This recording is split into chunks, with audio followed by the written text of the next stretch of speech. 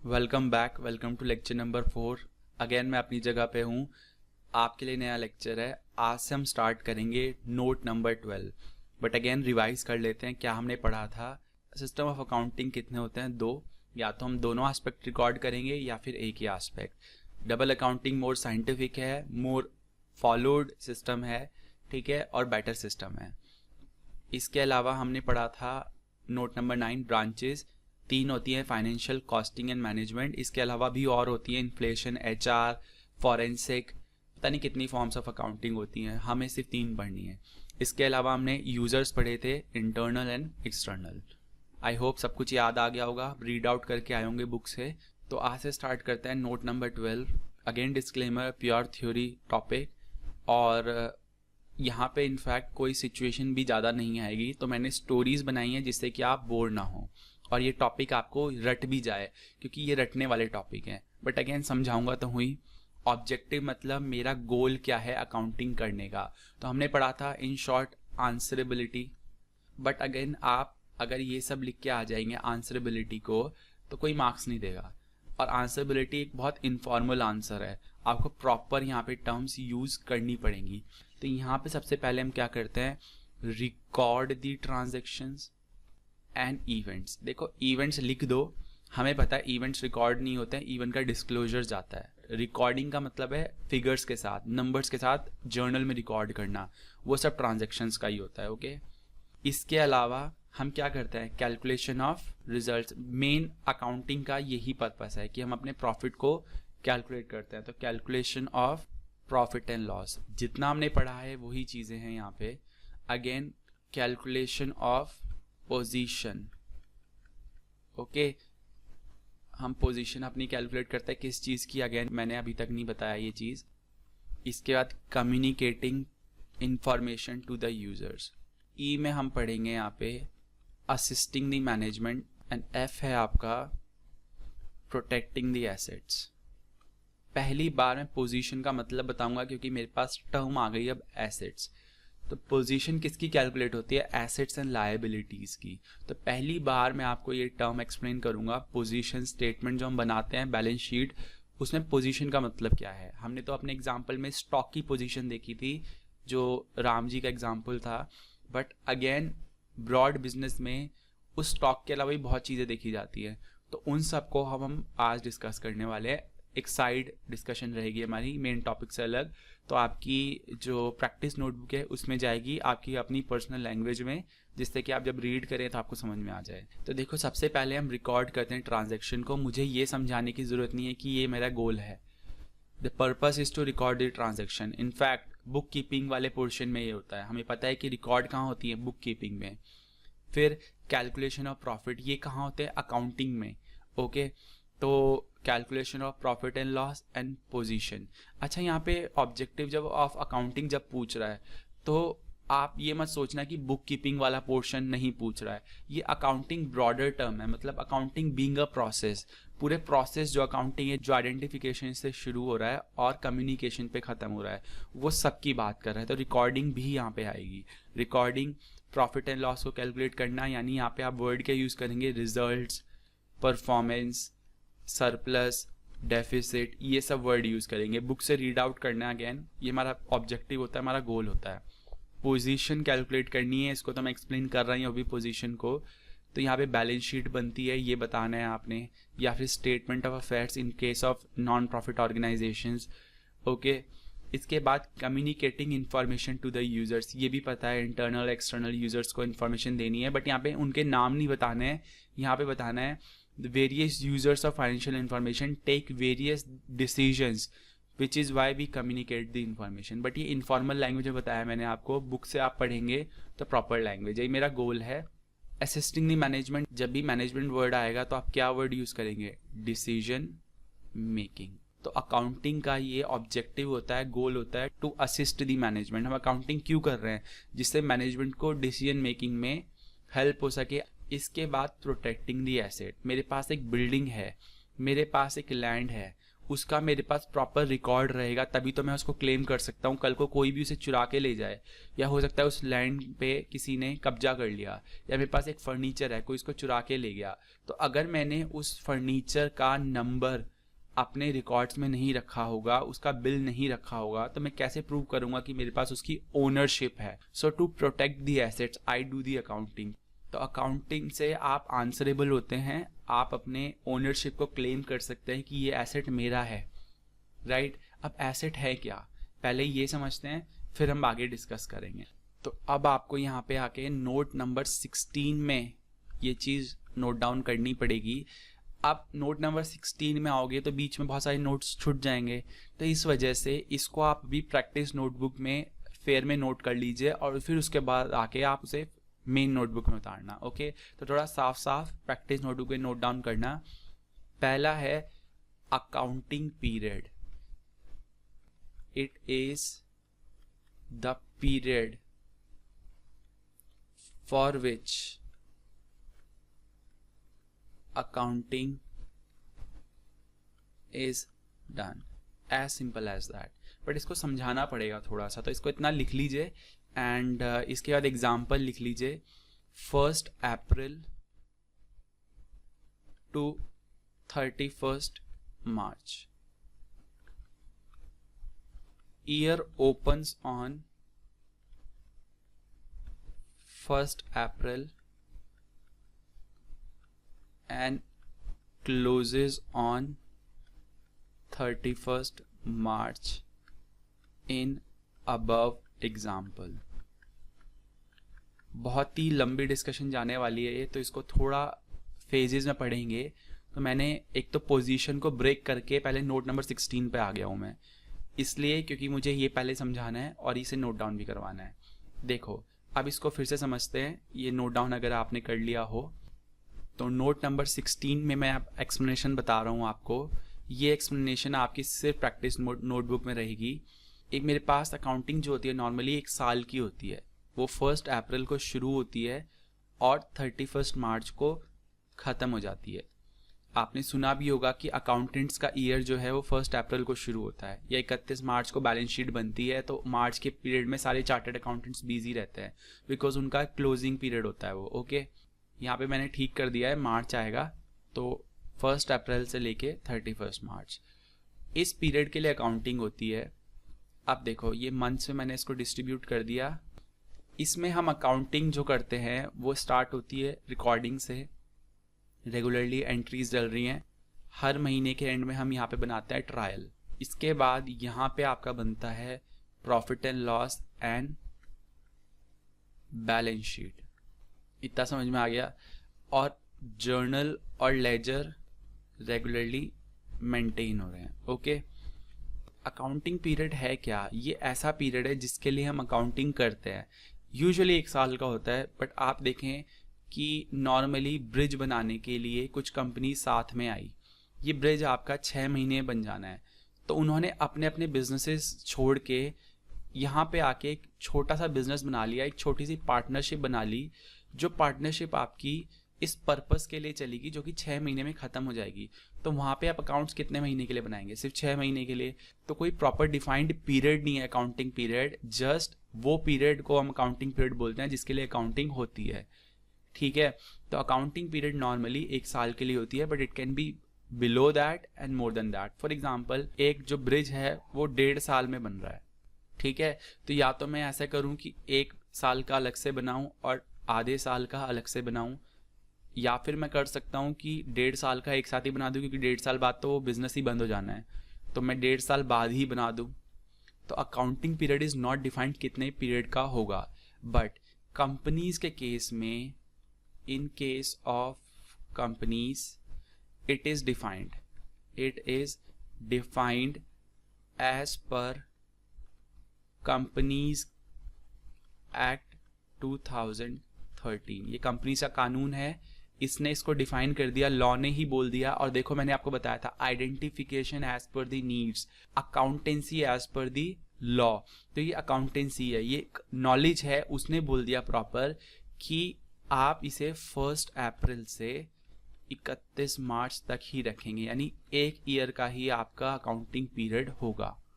Okay, तो ये compulsory है इन केस ऑफ कंपनीज, बट बाकी के केस में ऐसा नहीं होता।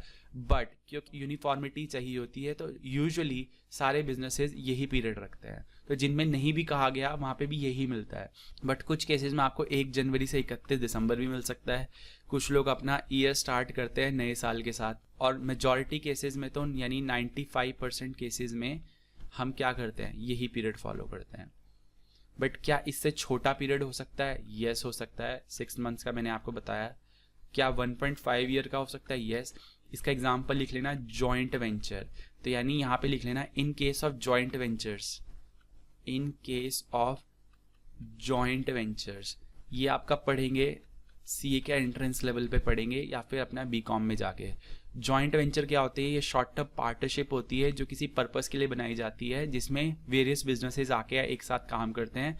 एग्जाम्पल, ब्रिज के लिए आपने जॉइंट वेंचर क्रिएट किया, तो ये 6 महीने चलेगा, फिर आप अपने रास्ते और दूसरा बंदा अपने रास्ते। तो ऐसे में आप अकाउंटिंग करेंगे ही कितने पीरियड की? जितने पीरियड के लिए जॉइंट वेंचर बना है। ठीक है, usually accounting is done for entire life of joint venture, जेवी। तो जेवी की जितनी लाइफ है, अगर 6 महीने में जॉइंट वेंचर खत्म हो जाना है तो 6 महीने की अकाउंटिंग होगी, और अगर 1.5 साल में खत्म होना है तो 1.5 साल की होगी। ओके, तो ये सब आप यहाँ पे लिखेंगे कि accounting is what, accounting period is what, accounting period is a period for which accounting is done. अब आते हैं इस पे जो मैंने आपको लिखवाया था, ट्रायल क्या है, हर महीने क्यों बन रहा है, ये सभी तो एक्सप्लेन करना है। देखो, अब ये प्रोसेस समझो आप, और ये सब डिस्कशन हम कर क्यों रहे हैं, वो पोजीशन समझने के लिए। देखो क्या होता है, हर दिन मैं अपनी डायरी मेंटेन कर रहा हूँ क्रोनोलॉजिकल ऑर्डर में, 1-6, 2-6, ऐसी मैंने 1 अप्रैल को भी करी होगी क्योंकि मेरा पीरियड 1 अप्रैल से शुरू हो रहा है। ओके, ये डेली फॉलो हो रही है जर्नल। जर्नल से मैंने पोस्ट करा है लेजर के अंदर। ओके, जो भी पर्टिकुलर लेजर रहा होगा, यानी परचेज का अलग रहा होगा, सेल का अलग रहा होगा, कैश का अलग रहा होगा, फर्नीचर का अलग रहा होगा, स्टॉक का अलग रहा होगा। तो अलग अलग मैंने लेजर्स बना लिए। ये कैसे हो रहा है? रूटीनली हो रहा है, यानी रूटीन नेचर जॉब है, रेगुलरली हो रहा है, भले एक दिन छोड़ के हो रहा हो बट रेगुलर है। इसके बाद लेजर से जितने भी टोटल हैं, जितने भी उनके टोटल आते हैं, अभी नहीं पता आपको टोटल क्या है, जस्ट उसका क्या करेंगे, हम टोटल कर लेंगे, सबका टोटल कर लेंगे, और टोटल को हम लाके कहाँ डाल देंगे? ट्रायल में। तो ट्रायल क्या है? ट्रायल कुछ नहीं है, ट्रायल स्टेटमेंट जस्ट अकाउंट्स का टोटल होता है। यानी लेजर से जो आगे चलते हैं हम समराइजिंग लेवल में, तो यहाँ पे हमने समराइज कर दिया, परचेज का सिर्फ टोटल लिख दिया कि कितनी परचेज हुई है। ये XXX का मतलब होता है कि कोई भी रैंडम नंबर यहाँ पे रहा होगा, यानी नंबर्स रहे होंगे। ऐसी सेल का लिखा होगा, फर्नीचर का लिखा होगा। ठीक है, ये 2 कॉलम बन गए होंगे। फर्नीचर का इधर आता है क्योंकि ये क्रेडिट साइड में आता है, अब इसके रूल्स हमें नहीं पता है बट ऐसा होगा। इसका इधर आ जाएगा, कैश का अगेन इधर ही आएगा। ओके, तो ये सब ट्रायल होता है। ये मेरा मंथली बेसिस से बनता है, यानी हर मंथ के एंड में मैं अपने अकाउंट्स का टोटल करता हूँ और उसके लिए ट्रायल बना लेता हूँ। कुछ कुछ केसेस में पूरे साल का एक बन जाता है। तो ऐसा नहीं है कि यहाँ पे जो मैंने आपको मंथली बताया है यहाँ पे मंथली ही बने। कुछ लोग यहाँ पे पीरियड के एंड में ही बना देते हैं, कुछ लोग क्वार्टरली बना देते हैं, यानी हर 3 महीने के एंड में बनाते हैं, यानी 4 बन जाएंगे आपके 1 साल के अंदर। तो ऐसे कोई डिफाइंड हमारी सिचुएशन नहीं है कि इस केस में ऐसा ही करना है। सिर्फ कंपनी से केस में आपका डिफाइंड है कि वहाँ पे फाइनेंशियल स्टेटमेंट का मतलब भी डिफाइंड है कि profit and loss, balance sheet, आपका cash flow statement and notes to accounts. इसके अलावा अकाउंटिंग पीरियड भी वहाँ पे डिफाइंड है कि 1 अप्रैल से 31 मार्च ही होगा। बट मैंने आपको सारे बिजनेसेस के बारे में पढ़ाना है, सिर्फ कंपनीज के बारे में नहीं। तो इसलिए हम यहाँ पे सारे केसेस पढ़ रहे हैं कि यहाँ पे मंथली भी हो सकता है और क्वार्टरली भी हो सकता है, हाफ ईयरली भी हो सकता है, यानी एक यहाँ पे बना और एक 12 महीने में बना। देयर आर वेरियस केसेस की जो पॉसिबल है। ठीक है, तो जो जर्नल है, जर्नल से लेजर बनता है, लेजर का टोटल करते हैं और ट्रायल में डाल देते हैं, फिर इन चीज़ों को अपनी अपनी जगहों पे भेजते हैं। क्योंकि आपको पता नहीं है कौन सी चीज़ कहाँ जानी है, तो मैंने यहाँ पे दोनों बना दी, प्रॉफिट एंड लॉस एंड आपका बैलेंस शीट।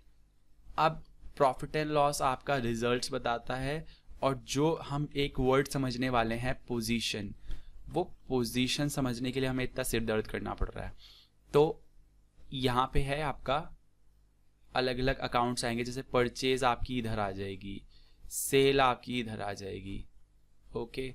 यहाँ से फर्नीचर आपका उधर चला जाएगा बैलेंस शीट में, कैश आपका इधर चला जाएगा, तो ये दोनों बैलेंस शीट में चले जाएंगे।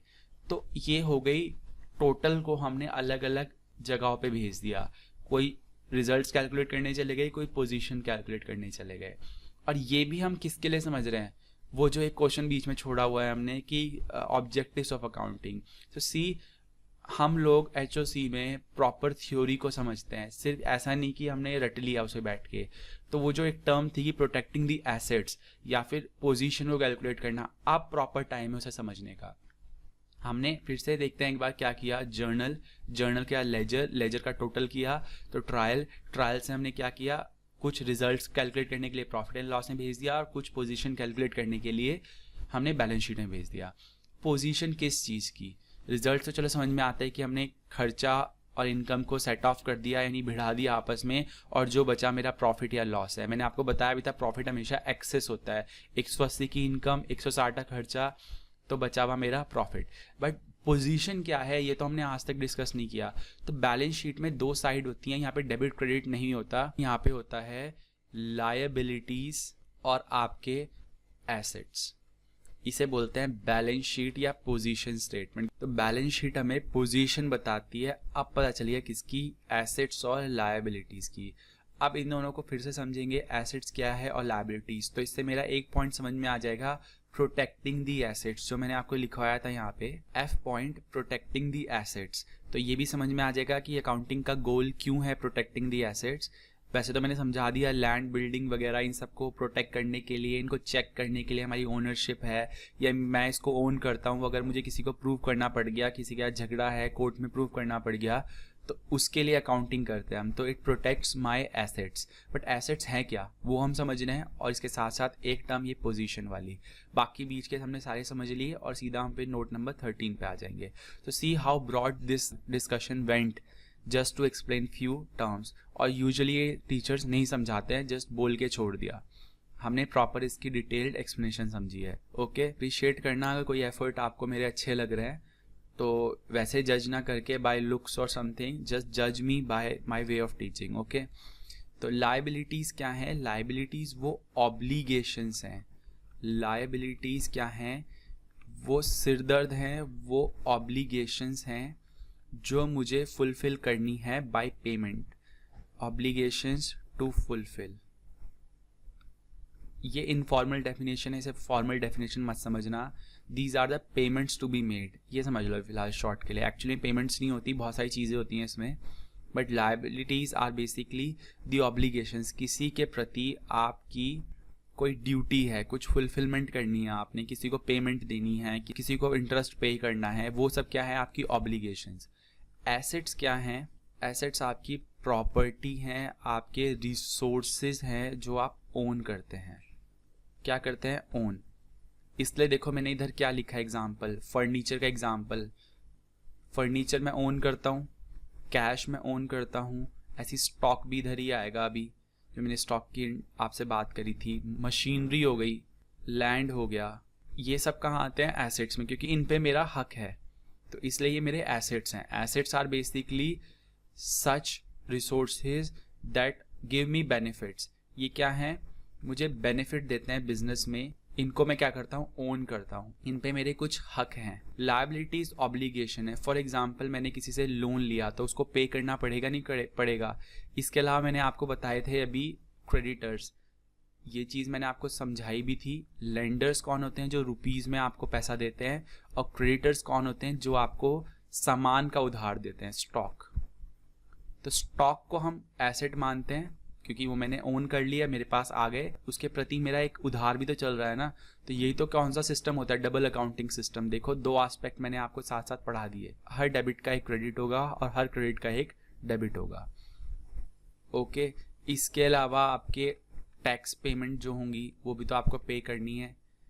इसके अलावा मैंने आपको एक टर्म बताई थी, कैपिटल, ओनर्स का पैसा, वो भी तो वापस करना है ना, ठीक है। तो मैंने क्या बताया, liabilities are the obligations and assets are basically the resources, the property that I own that give me benefit. तो हम पोजीशन कैलकुलेट करते हैं ईयर के एंड में ऑफ आर एसेट्स कि कितने मेरे पास रिसोर्सेज हैं और कितनी मेरी लाइबिलिटीज, कितनी मेरी ऑब्लिगेशंस हैं। ये हमेशा मैच करेंगी, जितनी ऑब्लिगेशंस हैं उतने मेरे पास एसेट्स होने चाहिए, ओके। तभी तो बैलेंस होगी। बैलेंस शीट का मतलब ही क्या है, टोटल दोनों साइड का इक्वल, तो ये मैच करेंगी हमेशा, ओके। तो ये मैंने आपको बताया पोजीशन का मतलब। अब फिर से उसी एग्जांपल पे कि कितनी बार मेरे ट्रायल बनते हैं, कितनी बार मेरे पास जर्नल बनेगा और कितनी बार मेरे पास प्रॉफिट एंड लॉस बनेगा। तो यहाँ पे आते हैं और इसको देखते हैं। देखो, जर्नल तो रेगुलरली बन रहा है, तो ये रेगुलरली एंट्री हो रही है बुक में, तो इसको बता नहीं सकते कितनी बार बनेगा। ऐसे ही लेजर, इन दोनों के बारे में। ट्रायल यूजुअली आपके 12 होते हैं क्योंकि ये मंथली बनते हैं, और अगर ये क्वार्टरली बने तो ये आपके 4 होंगे क्योंकि 3 मंथ का एक क्वार्टर होता है, तो 12 मंथ्स में कितने होंगे, 4। और हम ये मान के चल रहे हैं, अजम्पशन ये है कि हमारा अकाउंटिंग ईयर कितने का होगा, 12 मंथ्स का, यानी 1 ईयर का। तो आप अपने आप बताओ, ट्रायल बनेंगे तो कितने बनेंगे, 12, क्योंकि महीने के एंड में बनते हैं। अगर वो क्वार्टरली बन रहे हैं तो 4 बनेंगे, 2 बनेंगे अगर वो हाफ ईयरली बन रहे हैं, और 1 बनेगा अगर वो ईयरली बन रहा है। तो बैलेंस शीट वगैरह के साथ ही बन जाएगा। बैलेंस शीट कितनी बार बनेगी, उससे पहले प्रॉफिट एंड लॉस ले लेते हैं। प्रॉफिट एंड लॉस आपका एक ही होता है, बट ये फॉर द पीरियड होता है। अब ये बुक से पढ़ाऊंगा, इसको प्लीज़ एरो करके लिख लेना, ये बहुत इंपॉर्टेंट है। और बैलेंस शीट अभी कितनी बनेगी, और ये आपका कहाँ जाएगा, प्रैक्टिस नोटों में जा रहा है सब कुछ, ये रफ नहीं है, इससे आपको रीड करना है। ये आपकी अगेन 1 बनेगी, ये होता है at the and of the period, या फिर ऑन लास्ट डेट। अब इसका फिर से मीनिंग बताना पड़ेगा, तो पहले इसको रिकॉर्ड कर लो, आप इसी पे होंगे। तो please, journal ledger regularly, trial 12, 4, 2, 1, PNL 1 और 1, यहाँ पे लिख लेना एज द केस में बी, एज द केस में बी। यूजुअली ये रहता है, इसमें तो ये ही रहेंगे, इसमें तो और कोई केस आ ही नहीं सकता है। हाँ, ये अलग बात है, अपनी कन्वीनियंस के लिए हम बैलेंस शीट 4 बनाना चाहें क्वार्टरली तो हम बना सकते हैं, ऐसी बात नहीं कि नहीं बन सकती, तो ये कोई रेस्ट्रिक्शन मत रखना। तो बहुत सारे केसेस में जो क्या होता है, टीचर्स कॉन्ट्रडिक्ट करते हैं एक दूसरे को, तो ऐसा नहीं है, कोई टीचर गलत नहीं है, हर टीचर अलग है। आपके स्कूल का टीचर अगर आपको ये बोल रहा है कि हाफ ईयरली बैलेंस शीट बनाओ, तो आप बना सकते हो, 2 बैलेंस शीट बनेंगी फिर। बट यूजुअली क्या होता है, 1 बैलेंस शीट बनती है, क्योंकि बैलेंस शीट का मतलब पोजीशन कैलकुलेट कर रहे हैं, वो अब साल में एक बार ही करते हैं, ओके। बट ये फॉर द पीरियड और एंड ऑफ द पीरियड, इसका मतलब क्या है ये मैं आपको समझा रहा हूँ। तो देखो, फॉर द पीरियड का मतलब होता है आपका पूरे पीरियड के लिए। डायनेमिक नेचर बताया था, जैसे जैसे एंट्रीज हो रही है प्रॉफिट एंड लॉस भी तो चेंज होता जा रहा है। तो ये जो प्रॉफिट एंड लॉस बनता है पूरे पीरियड का बनता है। फॉर एग्जांपल 17-18, तो मेरा अकाउंटिंग ईयर शुरू होगा 1 अप्रैल 2017 और 31 मार्च 2018 तक गया होगा। इसका मतलब मेरा अकाउंटिंग पीरियड कितना रहा होगा, 17-18 का, यानी 1 अप्रैल 2017 टू 31 मार्च 2018। इसमें इस पूरे पीरियड का एक ही प्रॉफिट एंड लॉस बना होगा, और ये पूरे पीरियड का होगा, फॉर एंटायर पीरियड, यानी इसमें पूरे पीरियड की एंट्रीज आई होंगी, ओके। तो ये पूरे पीरियड का होता है, बट पोजीशन जो कैलकुलेट होती है ना बैलेंस शीट की, वो सिर्फ 31 मार्च की होती है, on the last date. Reason being कि मुझे पोजीशन जो है वो मैं रोज़ रोज़ कैलकुलेट नहीं कर सकता, इसके लिए मैं उसको आखिरी दिन करता हूँ। यानी जो मेरे फर्नीचर है, वो फर्नीचर 10,000 रुपये का यहाँ दिख रहा है, कैश है वो 5,000 रुपये का दिख रहा है, तो ये बैलेंस शीट है मेरी। अब इधर की तरफ क्या आते हैं, एसेट्स। एसेट्स मेरे सिर्फ बैलेंस शीट जो है 31 मार्च को बनेगी, तो एसेट्स मेरे 31 मार्च को दिख रहे हैं। अगर मैं इसे 1 अप्रैल यानी अगले साल की, या अगला साल शुरू हो जाएगा ना 1 अप्रैल से, इसकी बैलेंस शीट बनाना चाहूँ तो मैं बना सकता हूँ, क्यों नहीं बना सकता हूँ। हो सकता है ना यहाँ पहले दिन ही मैंने पेमेंट कर दी हो किसी की और मेरे पास कैश सिर्फ 1,000 बचा हो, फर्नीचर 10,000, तो मैं तो इस अकाउंटिंग पीरियड से कंसर्न्ड ही नहीं हूँ ना, तो मैं सिर्फ हर पीरियड के एंड में प्रॉफिट एंड लॉस बनाता हूँ, बट वो प्रॉफिट एंड लॉस पूरे पीरियड का होता है। बट बैलेंस शीट जो होती है सिर्फ आखिरी दिन की होती है, ना वो एक दिन पहले की होगी, ना वो 31 मार्च की होगी, ना वो 1 अप्रैल की होगी। वो सिर्फ 31 मार्च को पोजीशन बताएगी। पोजीशन मतलब आप कहाँ खड़े हैं, ना एक दिन पहले ना एक दिन बाद में।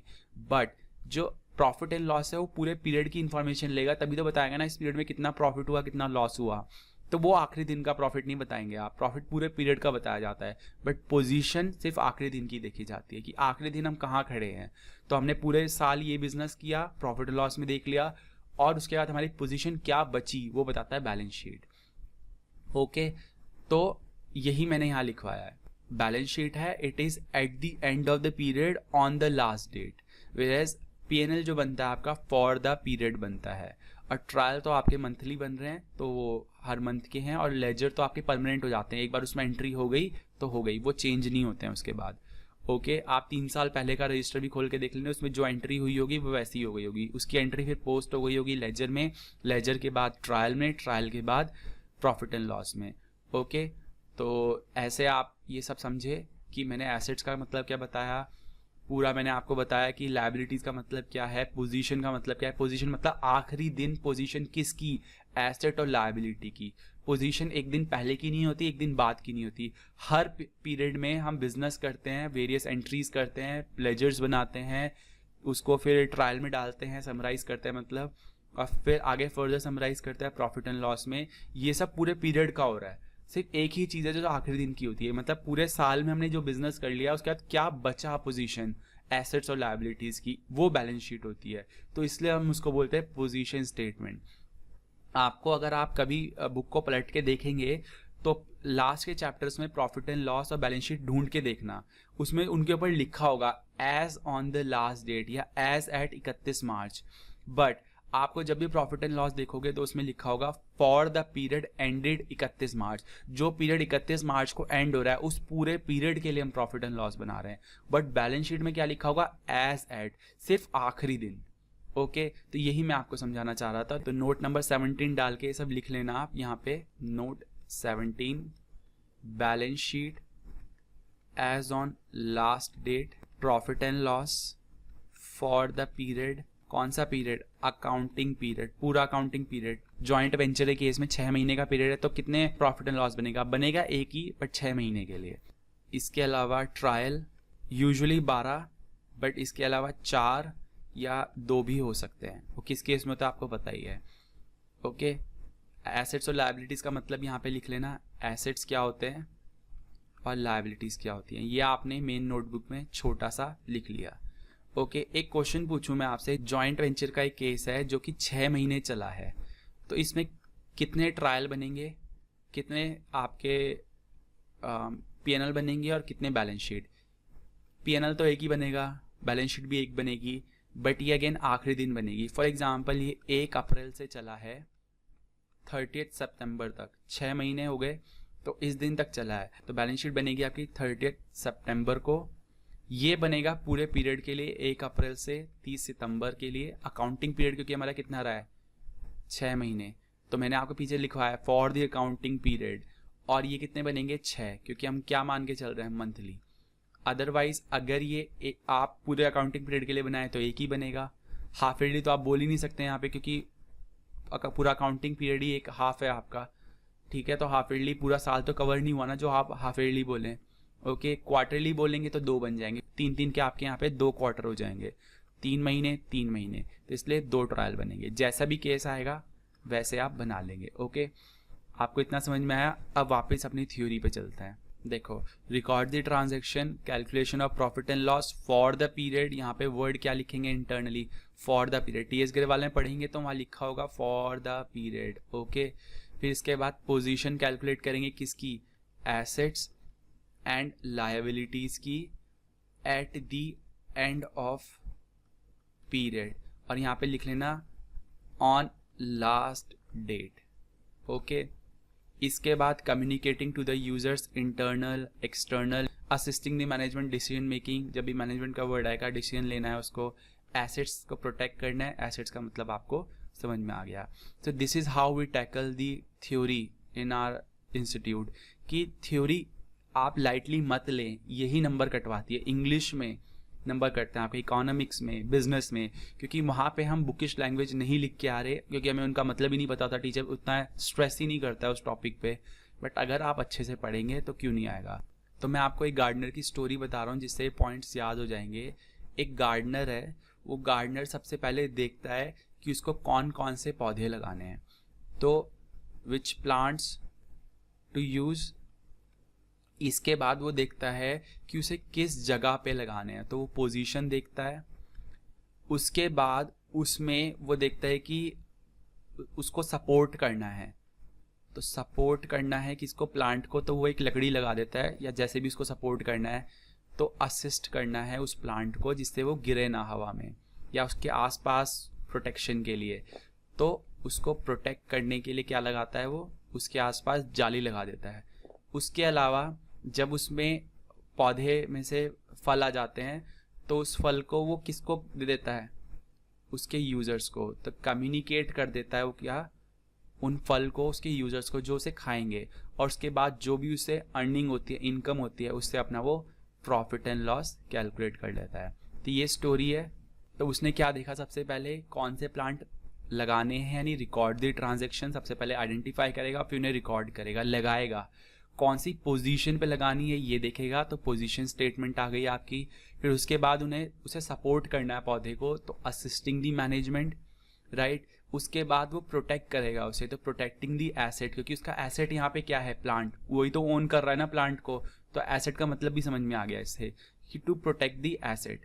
उसके बाद जो फल आएंगे उसको क्या करना है, उसे कम्युनिकेट करना है, उसे डिस्ट्रीब्यूट करना है, उसको उसके यूजर्स को मार्केट में जाके बेचेगा। और उसके बाद जो भी प्रॉफिट बचेगा वो उसे घर ले आएगा। तो कैलकुलेशन ऑफ प्रॉफिट। तो results eight the end of the period, पूरे जितने आपने प्रॉफिट कमाया फॉर द होल पीरियड, हो सकता है आपने पूरे 1 साल के लिए पौधा उगाया, उसके बाद जो भी आपका प्रॉफिट बचा है उसको सेल करने के बाद वो आप कैलकुलेट कर लेंगे। ओके, तो ये स्टोरी थी छोटी सी, आई होप आपको इससे जल्दी याद हो जाए। ठीक है, आगे चलते हैं हम।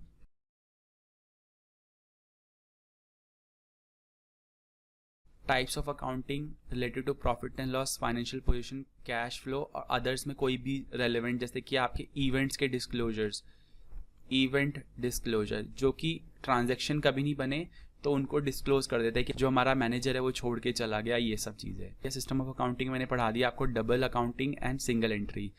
टाइप्स ऑफ अकाउंटिंग में मैंने आपको बता दिया, financial, cost management, inflation, human resource, ऐसी आपका फॉरेंसिक आता है, बहुत सारे आते हैं। इनके मीनिंग हमने पढ़ लिए यहाँ पे। चार्ट नंबर 3 खत्म। चार्ट नंबर 4 हमने पढ़ा था, reliable, relevant, understandable and comparable. Users of financial reporting, इसमें आपके इंटरनल, एक्सटर्नल। ओके, अब चार्ट नंबर 2 में हम वो भी पढ़ लेते हैं जो हमने ऑब्जेक्टिव्स पढ़े। देखो, ऑब्जेक्टिव्स में assisting the management, recording the transaction, determining, finding the position, communicating, detecting the frauds and protecting the assets. ये एक नया पॉइंट है जो आपको चार्ट से मिलेगा, तो इसको भी लिख लेना, detecting the errors and fraud. तो ये पूरी स्टोरी किसकी आ गई, गार्डनर की स्टोरी। अच्छा, यहाँ पे एक और चीज़ बता दूँ, आगे मैं फंक्शंस और एडवांटेजेस पढ़ाने वाला हूँ। तो यहाँ पे असिस्टिंग दी मैनेजमेंट जो है वो कॉमन टॉपिक है। इनफैक्ट रिकॉर्डिंग दी ट्रांजेक्शन और डिटरमाइनिंग और कम्युनिकेटिंग, ये फंक्शंस में तो कॉमन है, फंक्शंस और ऑब्जेक्टिव्स में। करेक्टरिस्टिक्स हमने पढ़े थे, तो वही डेफिनेशन जो हमने सिस्टमेटिक वाली पढ़ी थी वही है। तो ये पूरे चार्ट्स आपको बहुत मदद करेंगे। ओके, ये मेन डेफिनेशन वाली है। तो इसके बाद फंक्शंस, एडवांटेजेस और लिमिटेशन और बचेगा।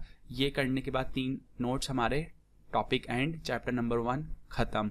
एंड चैप्टर नंबर 1 से ज़्यादा ही पढ़ा है हमने, क्योंकि हमने टर्म्स वगैरह भी डिस्कस कर ली, एसेट्स क्या है, लायबिलिटीज़ क्या है, इनकम क्या है, स्टॉक क्या है, ये सब जो चैप्टर नंबर 2 में बड़ी जल्दी हमें मदद करेंगी। Okay, functions of accounting, maintaining systematic records. Okay, इसके बाद प्रिपरेशन ऑफ फाइनेंशियल स्टेटमेंट, ये सब TS गरेवाल में है, आप वहाँ से हेडिंग नोट डाउन कर लीजिए, मुझे समझाना है जस्ट। इसके बाद meeting legal requirements, communicating to the users. इसके बाद असिस्टिंग द मैनेजमेंट, जो कि कॉमन पॉइंट है। कौन कौन से ऐसे पॉइंट है जो हमने पढ़ रखे हैं, हमने ये पढ़ रखा है, कम्युनिकेटिंग द यूजर्स ये पढ़ रखा है, फाइनेंशियल स्टेटमेंट्स बनानी है जिसमें आपका प्रॉफिट एंड लॉस, ट्रायल और आपका पोजीशन स्टेटमेंट यानी बैलेंस शीट, ये सब आएगी।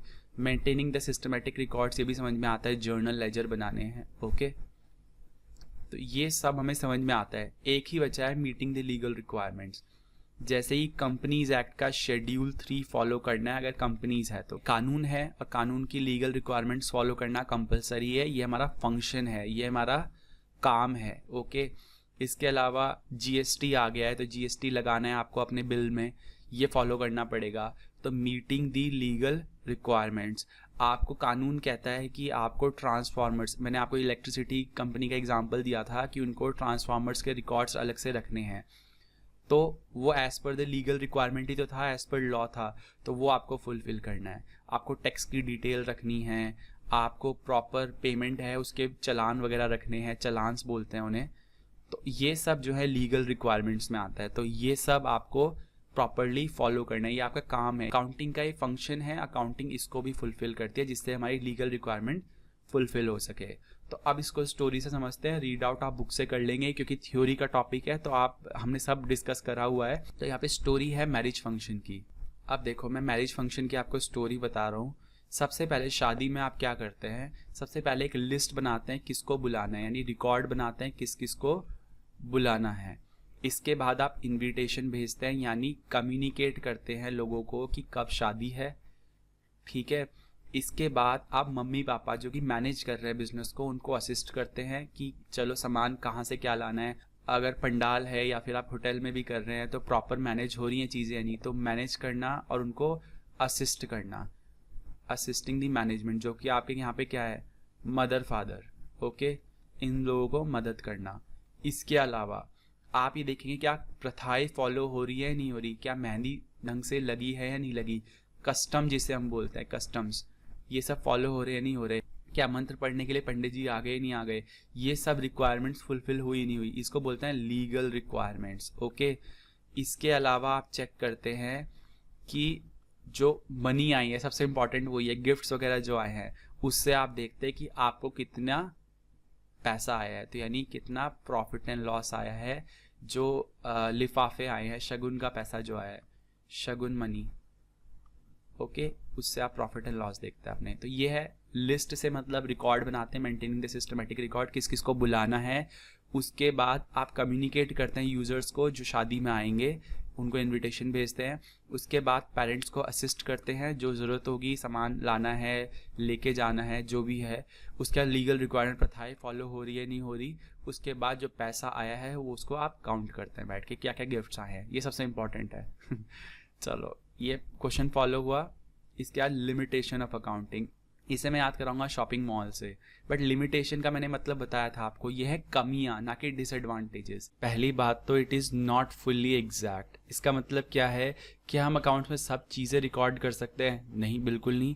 या तो हम उसको आइडेंटिफाई नहीं कर पाएंगे, आइडेंटिफाई कर भी लिया तो मेजर नहीं कर पाएंगे, और मेजर कर भी लिया तो बहुत सारी चीज़ें होती हैं जो हमारे लिए रेलिवेंट नहीं होती। मैंने पढ़ा था ना, रेलिवेंट होनी चाहिए चीज़। तो जो चीज़ हमारे लिए रेलिवेंट नहीं है, मुझे पता है कि कोई ऐसी चीज़ है जो मुझे अफेक्ट नहीं कर रही है, तो why would I record it, but I know the value of that thing. तो ऐसी चीज़ों को रिकॉर्ड नहीं करते। तो we can not record everything, we can't record everything. ये मेन नोटबुक में प्लीज़ मत लिखना, ये आपकी एक तरह से कॉमेंट्री है जो कि आप प्रैक्टिस नोटबुक में लिखेंगे।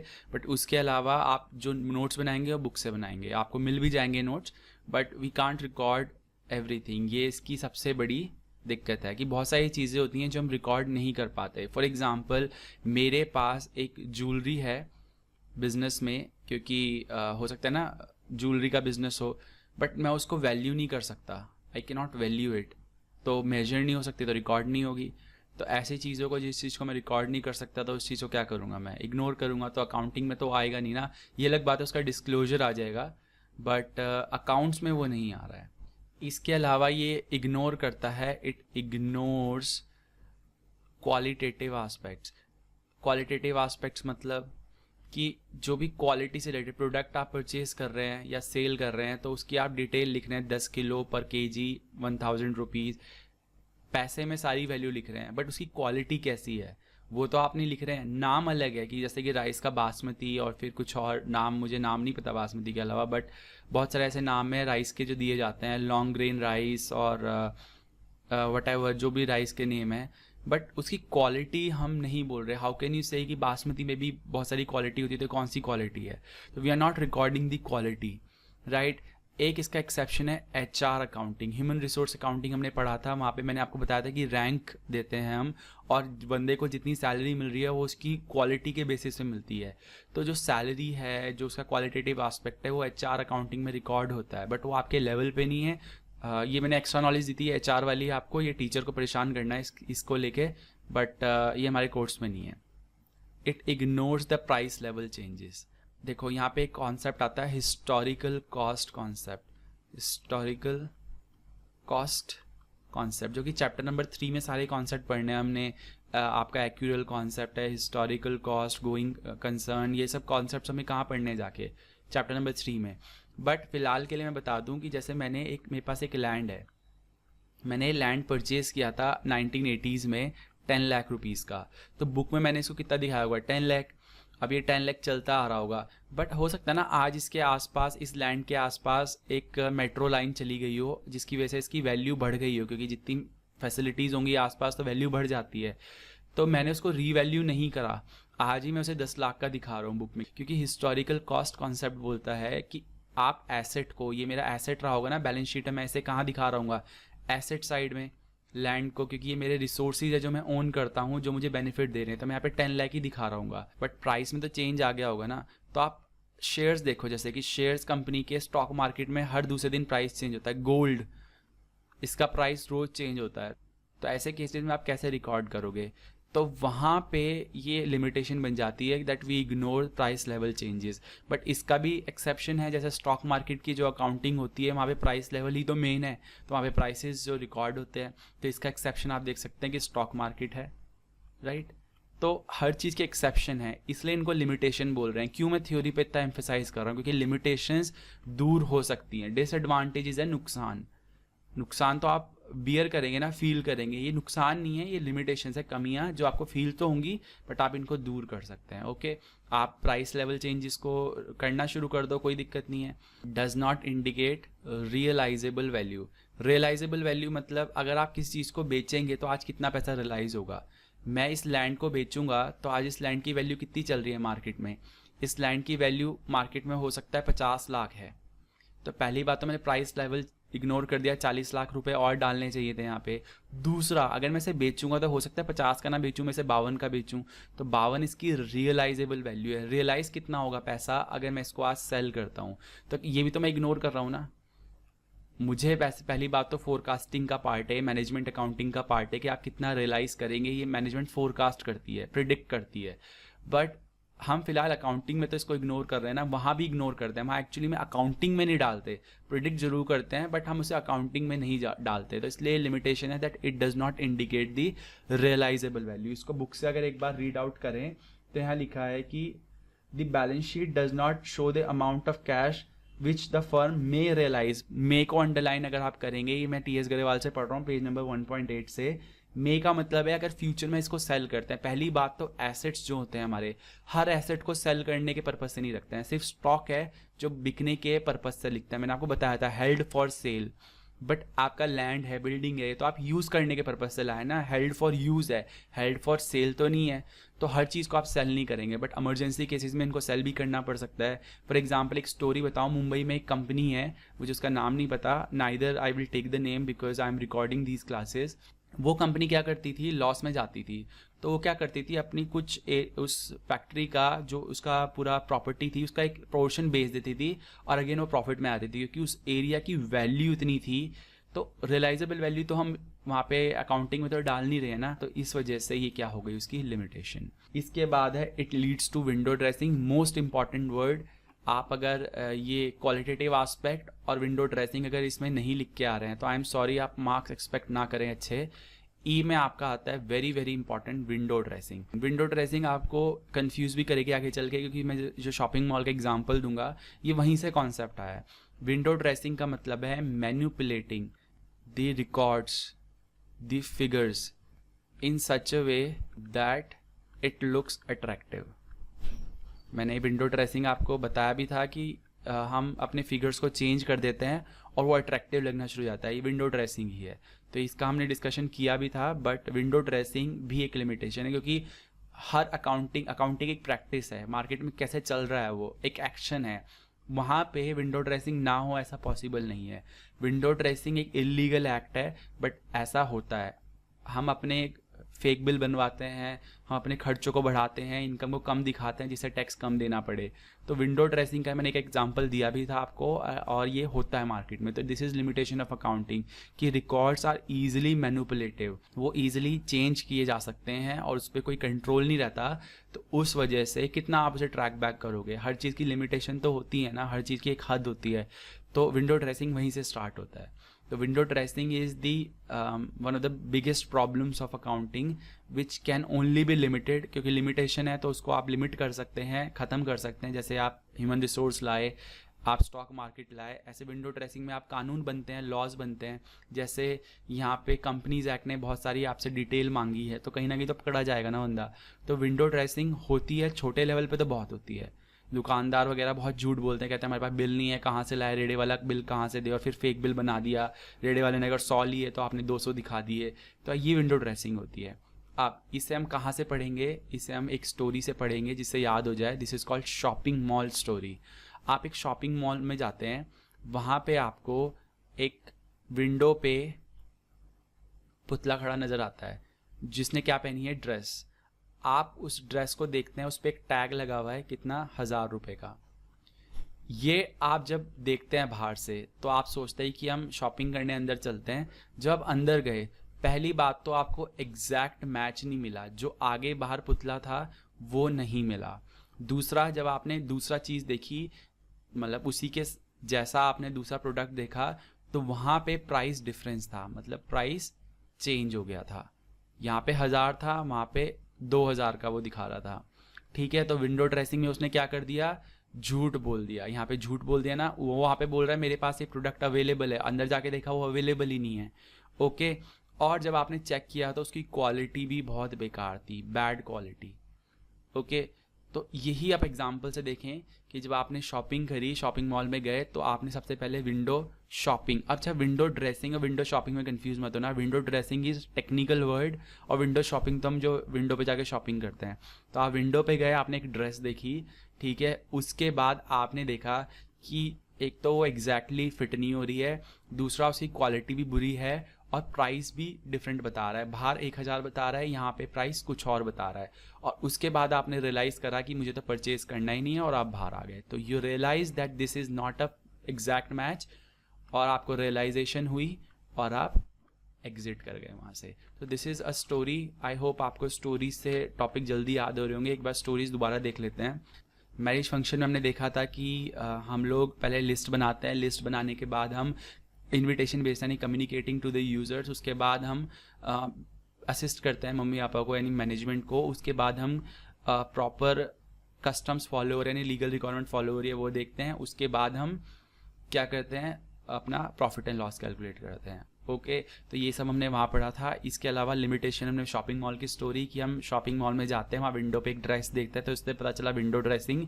फिर हम देखते हैं कि उस पर प्राइस टैग है, अंदर जाके देखा प्राइस एग्जैक्ट मैच नहीं कर रहा, तो it ignores the price changes. फिर एग्जैक्ट मैच नहीं है, क्वालिटी बेकार है, और रियलाइज़ हुआ आपको कि ये सब तो मेरे लिए फिट है ही नहीं, तो आप शॉपिंग करे बिना ही बाहर आ जाते हैं। ओके, इसके अलावा आपने एक टॉपिक पढ़ा था ऑब्जेक्टिव्स। ऑब्जेक्टिव्स में आपने क्या पढ़ा था कि गार्डनर की स्टोरी। गार्डनर सबसे पहले देखता है कि कौन कौन से पौधे लगाने हैं, यानी रिकॉर्ड क्या करना है। उसके बाद उसने देखा कौन सी पोजीशन पे लगाना है, फिर उसे असिस्ट करना है, उसके बाद उसे प्रोटेक्ट करना है, उसके बाद उसके फल को क्या करना है, कम्युनिकेट करना है, यानी बेचना है, उसके बाद उसका प्रॉफिट कैलकुलेट करना है। आपको आई होप मेमोरी टेक्निक से मदद मिली हो। इसके बाद एक नोट है आपका एडवांटेजेस, जो आपको प्रॉपर टीएस ग्रेवाल से पढ़ना है। इसमें मैं आपको बता देता हूँ कौन कौन से पॉइंट्स हैं जो मैं डिस्कस कर रहा हूँ, बाकी आपको सेल्फ स्टडी करना है क्योंकि एडवांटेजेस बहुत ईजी हैं। पहला, it provides the financial information about business. Of course business के बारे में इन्फॉर्मेशन बताता है जो कि आपको अदरवाइज शायद ना पता हो, बट आप प्रॉपर्ली रिकॉर्ड करेंगे तो 10 साल बाद भी देखेंगे तो आपको इन्फॉर्मेशन मिल जाएगी कि हमारा 10 साल पहले बिजनेस कैसा रहा था।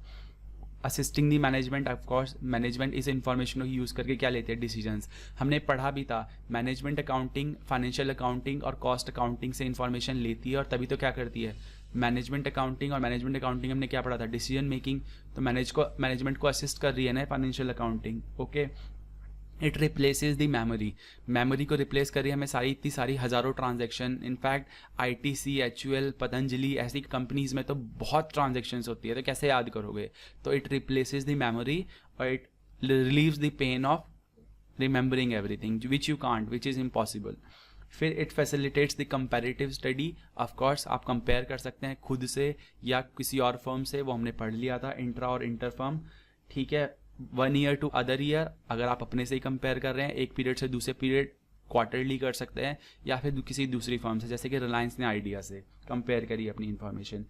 सेटल दी टैक्स लायबिलिटी, आपको टैक्स पे करना है तो कहाँ से पता चलेगा, जितना प्रॉफिट है आपका।